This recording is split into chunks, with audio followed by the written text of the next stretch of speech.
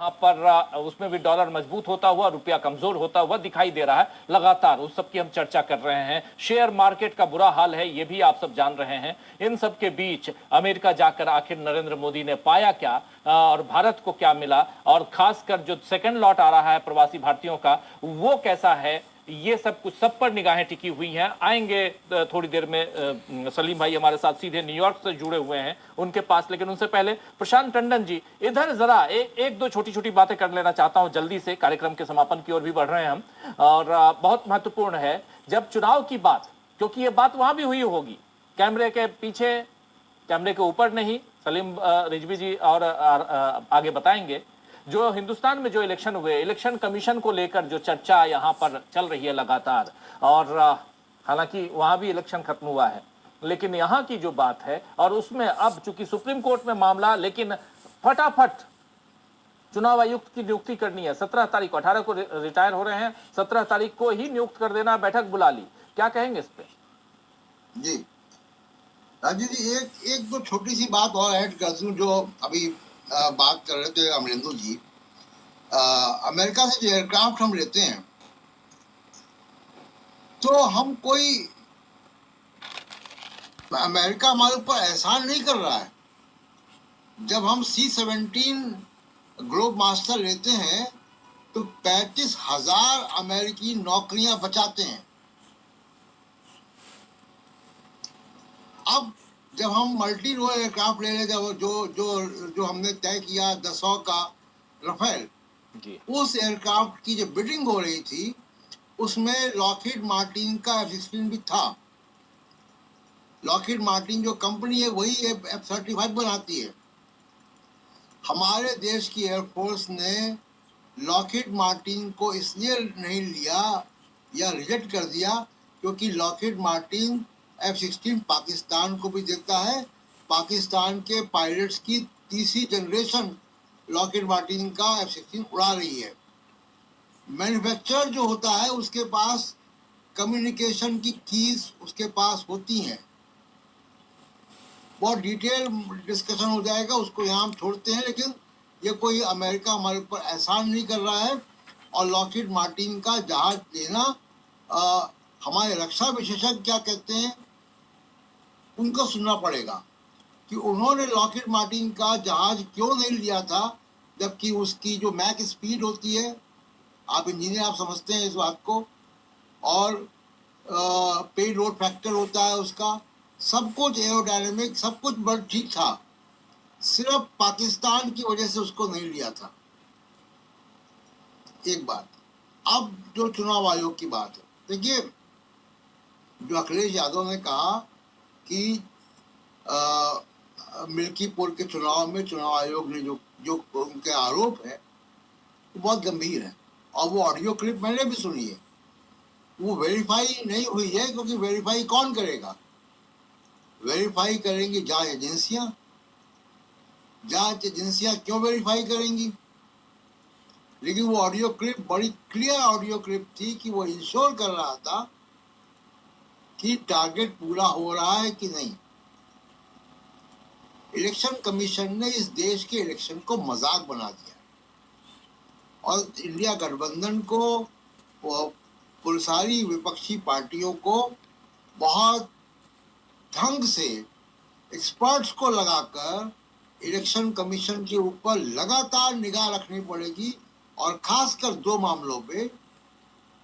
दो तीन मामलों पे मनी ट्रेल, इलेक्शन कमीशन किसका रोकता है, किसका जाने देता है, इलेक्टोरल रोल की पवित्रता, और ईवीएम, ये तीन चीजों पर विपक्षी पार्टियों को बहुत निगाह रखनी पड़ेगी, क्योंकि इलेक्शन कमीशन रेफरी नहीं है, प्लेयर हो चुका है।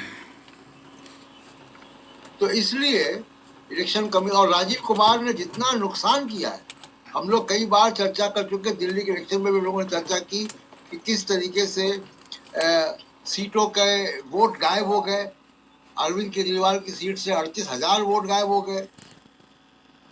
तमाम और ऐसी हम लोगों ने जो फर्क है इलेक्टोरल रोल का, वो हम लोगों ने चर्चा बहुत डिटेल में की यहाँ पे। ये कैसे हो रहा है, इसकी सच्चाई देश के सामने आनी चाहिए। क्या बीजेपी को कोई एक्सेस है इलेक्शन कमीशन का डेटा का? आप बार बार उसकी मेरठ का भी एग्जाम्पल वो देते हैं। हमारे पास ऐसी कोई संस्था नहीं कि हम इतना बड़ा ऑडिट कर पाए जी। तो इसलिए इलेक्शन कमीशन पे लगातार जो है काम करने की जरूरत है विपक्षी पार्टियों को। राजीव कुमार ने इलेक्शन कमीशन को एकदम खोखला कर दिया। बिल्कुल बिल्कुल आप सही कह रहे हैं। Election Nation lost commission tenure. कैसे यहाँ खोखला हुआ है इसकी बानगी थोड़ा सा इसी पे एक छोटा सा कमेंट समीर जी आपका भी और फिर सुनील शुक्ला जी आपसे फिर आता हूँ क्लोजिंग कमेंट के लिए इधर सलीम भाई के पास। समीर जी, क्या आपको भी लगता है कि इलेक्शन की जो पद्धति जो प्रक्रिया है हिंदुस्तान में वो बिल्कुल यहाँ पर ये प्रक्रिया खोखली हो चुकी है और यहाँ पर एक बड़ी चुनौती है सरकार के ऊपर कि कम से कम वो भरोसा अब कायम हो? क्रेडिबिलिटी तो राजीव जी किस तरह से डैमेज हुई है उसको बताने की जरूरत ही नहीं है। कोई चुनाव ऐसा नहीं जा रहा है, कोई दिन ऐसा नहीं जा रहा है कि एक शिकायत न जा रही हो चुनाव आयोग के पास। चुनाव आयोग के कितने मुद्दे कोर्ट में लटके हुए हैं और सबसे जो गंभीर बात यह है कि चुनाव आयोग उसको रिस्पॉन्ड कैसे कर रहा है। एक लाइन का सीधे इलेक्शन ड्रामा, पॉलिटिकल पार्टी जा रही हो चाहे only selection not election not democracy. बोल रहे हो आप, कोई इसमें सच्चाई नहीं है। कोर्ट जब कह रहा है कि आप इसको दिखाइए तो सरकार भी मिलकर कह रही है कि नियम ही बदल दो। ये तो सारी चीजें हुई ही हैं। अब जिस तरह से जो बनाया गया चुनाव आयुक्तों की नियुक्ति का, ये तो खैर पुराने सिस्टम से बने हुए हैं। अब नया जो सिस्टम में बनाया जाएगा उसमें तो कहीं से कोई रुकावट ही नहीं आएगी। सीधे तौर पर जिसको चाहेंगे उसको बना देंगे, अपना बिल्कुल करीबी जिसको होगा, जो चाहे जिस सब मिले हुए हैं, उसको चैलेंज भी किया गया है। लेकिन हम ये देखिए कि किस तरह से सुप्रीम कोर्ट ने इतनी सख्त टिप्पणी की कि 19 तारीख से पहले आप इस पर कोई फैसला नहीं लेंगे और लेंगे तो फिर वो उसके प्रक्रिया के तहत होगा और कानूनी प्रावधानों के तहत होगा। लेकिन 17 तारीख को ही ये बैठक बुला ली गई है, यानी जो स्कैम चल रहा है, जो कमेटी, उस कमेटी की बैठक। तो ये दिख रहा है कि किस तरह से चुनाव आयोग जैसी संस्था जिस पर विपक्ष का आरोप होता है लगातार कि वो सरकार से मिलकर कैसे पूरी चुनावी प्रक्रिया ही नहीं पूरी डेमोक्रेसी को हाईजैक कर लिया गया है, उसके लिए उस चुनाव 10 साल से ऐसा हुआ है। संस्था सरकार के लिए कितनी महत्वपूर्ण है उसको, अब जाहिर सी बात है कि जो मुख्य चुनाव आयुक्त होगा सारे फैसले वही लेता है। हालांकि 2 और चुनाव आयुक्त होते हैं लेकिन जो चीफ इलेक्शन कमिश्नर है उसके पास पावर ऑब्वियसली ज्यादा है, तो फैसले उसके होते होंगे। तो उनको नियुक्त करने के लिए कितनी जल्दबाजी में है सरकार, इसको ये दिखा रहा है। और क्रेडिबिलिटी तो वास्तव में मुझे लगता है कि जांच एजेंसियों वगैरह की बात तो अलग है, वो सरकार के अंडर में ही है। जिस संवैधानिक संस्था ने सबसे ज्यादा अपनी क्रेडिबिलिटी को खोया है इस 10 साल में, वो चुनाव आयोग है। हालांकि जो संवैधानिक संस्थाएं, यहाँ तक कि संसद के भीतर की भी जो संस्थाएं हैं उनकी भी चर्चा उन्होंने भी कम नहीं किया है। बहुत मुश्किल हो जाता है कि अगर हम कम या ज्यादा वाली तुलना करें। लेकिन चुनाव आयोग जिसके ऊपर पूरी जिम्मेदारी है इस लोकतंत्र को टिकाए रखने की, उस संस्था ने अपनी भूमिका को सबसे ज्यादा डैमेज किया है, इसमें कोई संदेह नहीं। डेमोक्रेसी डैमेज हुआ, बिल्कुल बिल्कुल आप सही कह रहे हैं। इलेक्शन डैमेज हुआ, लोग ने सबसे ज्यादा डैमेज किया। लेकिन यहाँ विपक्ष डैमेज हुआ, इतनी हड़बड़ी क्यों है? सुनील शुक्ला जी, इकोनॉमिक डैमेज हुआ, आखिर चुनाव जीडीपी डैमेज हुआ, के लिए रुपये डैमेज हुआ, बेकरार क्यों है सरकार? इसलिए क्योंकि अभी तो कोई चुनाव भी नहीं है सामने। 2-4-10 दिन रुक जाते, बिहार का चुनाव अभी टाइम है और लोकसभा का चुनाव अभी पिछले साल खत्म हुआ है। नरेंद्र मोदी नहीं चाहेंगे कि 5 साल लोकसभा के चुनाव की नौबत आए। जिस सरकार ने निर्वाचन आयुक्तों की नियुक्ति के लिए बनने वाले कोलिजियम से मुख्य न्यायाधीश को हटा दिया, उस सरकार से आप ये जानना चाहते हैं कि जल्दी क्यों है? क्या यह सरकार इस निर्वाचन आयोग को एक स्वतंत्र संवैधानिक संस्था के रूप में काम करते रहने देने के लिए प्रयासरत कभी दिखी आपको? क्या आपको कभी दिखाई पड़ा कि यह सरकार ये चाहती है कि यह संवैधानिक संस्था एक देश में पारदर्शी चुनाव कराने के लिए और मजबूत होती चली जाए? निर्वाचन आयुक्तों की नियुक्तियां इस तरीके से हो जिससे किसी का संदेह उसमें न हो? कभी नहीं लगा ये। 140 करोड़ पब्लिक के साथ धोखा है। नोटा इलेक्शन कमीशन, जो सरकार के कहने पे चिटिंग काम कमीशन, करे, सिलेक्शन वो अपनी कमीशन, जल्दी ड्रामा से जल्दी लोगों को कमीशन, नियुक्ति क्यों नहीं करना चाहेगी? डेमोक्रेसी गॉन, किसका इंतजार करेगी और क्यों लास्ट करेगी? 10 years। सवाल इस बात का है, जिस निर्वाचन आयुक्तों ने इस सरकार के खिलाफ कोई भी आपत्ति दर्ज की, असहमति दर्ज किया, उनको निर्वाचन आयोग छोड़ के जाना पड़ा। ऐसे में यह सवाल पूछा जाए सरकार से कि सरकार को जल्दी क्यों है?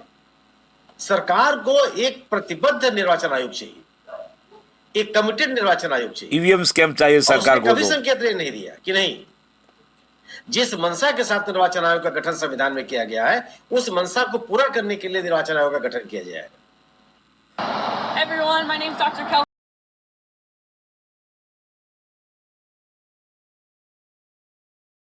नियुक्ति में विपक्ष का दर्जा नहीं मिलने के बावजूद विपक्ष के नेता को सरकार ने अपने उस कॉलेजियम में शामिल किया। अरे आप मना कर देते कि नहीं, हम जो विपक्ष का नेता कोई नहीं है उसको नहीं रखेंगे। लेकिन जिसको सर्वोच्च न्यायालय ने कहा और जो परंपरा चली आ रही थी कि इस कॉलेजियम में सर्वोच्च कम से कम प्रधानमंत्री, विपक्ष का नेता और सर्वोच्च न्यायालय का मुख्य न्यायाधीश, एक कंप्लीट कॉलेजियम लगता है, जिससे लगेगा कि ठीक है। ऐसा भी नहीं है कि एक कॉलेजियम जिन लोगों को नियुक्त किया ऐसा बहुत ही शानदार लोग रहे, उनको भी लगा कि कई तरह के सवाल पैदा हुए। लेकिन एक एक एक एक ऐसा चयन होते हुए दिखता जिसमें इंडिपेंडेंट तरीके के लोग शामिल हैं और किसी के साथ कोई स्वार्थ नहीं है। जब उस पूरी की पूरी प्रक्रिया को बदल दिया गया, एकदम एक व्यक्ति निजी कारणों से वीआरएस लेता है और उसके अगले ही 24 घंटे के भीतर उसको निर्वाचन आयुक्त नियुक्त कर दिया जाता है। अगर आप इस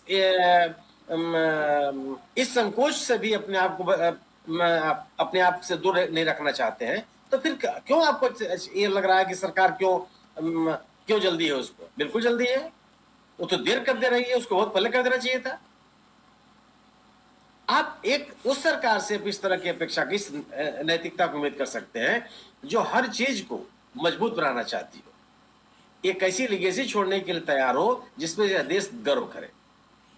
अगर हर संस्था को, हर व्यवस्था को, हर परंपरा को, हर प्रवृत्ति को, हर लीगेसी को आप अपने अनुकूल बनाना चाहते हैं, फिर आपको इसमें कोई संदेह नहीं होना चाहिए कि उनको जल्दी क्यों। सर्वोच्च न्यायालय ने कहा है कि हम सुनवाई करेंगे तो